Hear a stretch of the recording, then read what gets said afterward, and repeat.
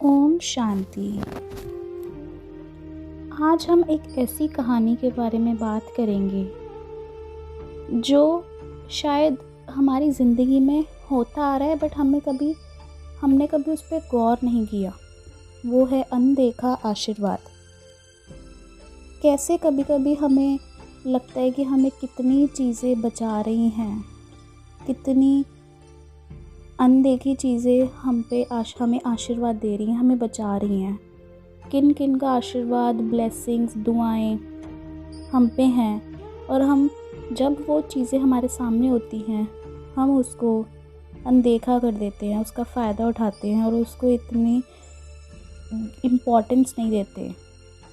पर जब वो चीज़ें हमारे सामने से चली जाती हैं तब हमें पता लगता है उसकी कीमत। तो आइए आज की कहानी अनदेखा आशीर्वाद। ये एक सच्ची घटना है।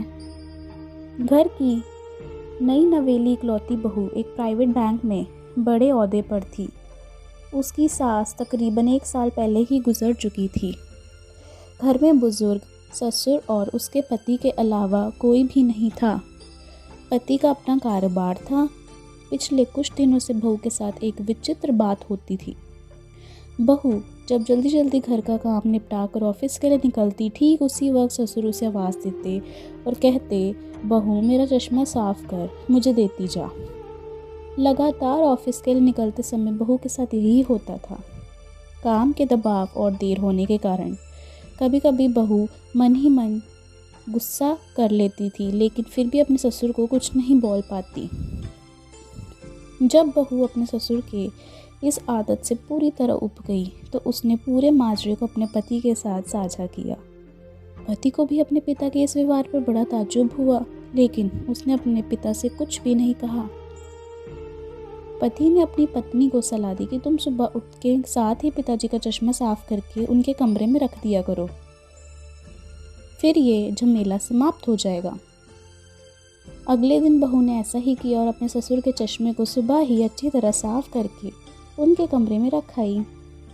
लेकिन फिर भी उस दिन वही घटना फिर हुई और ऑफिस के लिए निकलने से ठीक पहले ससुर ने अपनी बहू को बुलाकर उसे चश्मा साफ करने के लिए कहा। बहू गुस्से में लाल हो गई, लेकिन उसके पास कोई और चारा नहीं था।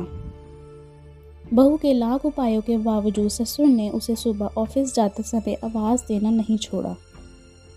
धीरे धीरे समय बीतता गया और ऐसे ही कुछ वर्ष निकल गए। अब बहू पहले से कुछ बदल चुकी थी। धीरे धीरे उसने अपने ससुर की बातों को नज़रअंदाज करना शुरू कर दिया और फिर ऐसा भी वक्त चला आया जब बहू अपने ससुर को बिल्कुल अनसुना करने लगी। ससुर के कुछ बोलने पर वह कोई प्रतिक्रिया नहीं देती और बिल्कुल खामोशी से अपने काम में मस्त रहती। गुजरते वक्त के साथ ही एक दिन बेचारे बुजुर्ग ससुर भी गुजर गए। समय का पहिया कहाँ रुकने वाला था। वो घूमता रहा। छुट्टी का एक दिन था। अचानक बहू के मन में घर की साफ़ सफाई का ख्याल आया।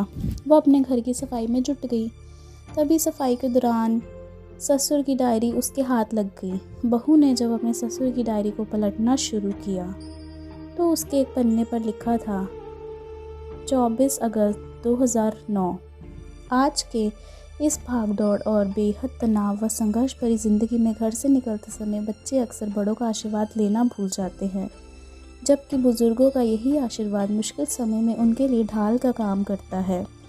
बस इसीलिए जब तुम चश्मा साफ करके मुझे देने के लिए झुकती थी तो मैं मन ही मन अपना हाथ तुम्हारे सर पर रख देता, क्योंकि मरने से पहले तुम्हारी सास ने मुझे कहा था कि बहू को अपनी बेटी की तरह प्यार से रखना और उसे कभी महसूस होने देना कि वो अपने ससुराल में है और हम उसके माँ बाप नहीं हैं। उसकी छोटी मोटी गलतियों को उसकी नादानी समझकर माफ़ कर देना। वैसे मेरा आशीष सदा तुम्हारे साथ है बेटा। डायरी पकड़कर बहू फूट फूट कर रोने लगी। आज उसके ससुर को गुजरे ठीक 2 साल से ज़्यादा समय बीत चुके थे, लेकिन फिर भी वो रोज़ घर से बाहर निकलते समय अपने ससुर का चश्मा साफ कर उनके टेबल पर रख दिया करती थी। उनके अनदेखे हाथ से मिले आशीष की लालसा में। ये कहानी हमें क्या शिक्षा देती है? जीवन में हम रिश्तों का महत्व महसूस नहीं करते हैं, चाहे वो किसी से भी हो, कैसा भी हो, और जब तक महसूस करते हैं तब तक हमसे वो बहुत दूर जा चुके होते हैं। इसलिए रिश्तों को महत्व दें, समझें और उन्हें संभाल से, प्यार से रखें। ओम शांति।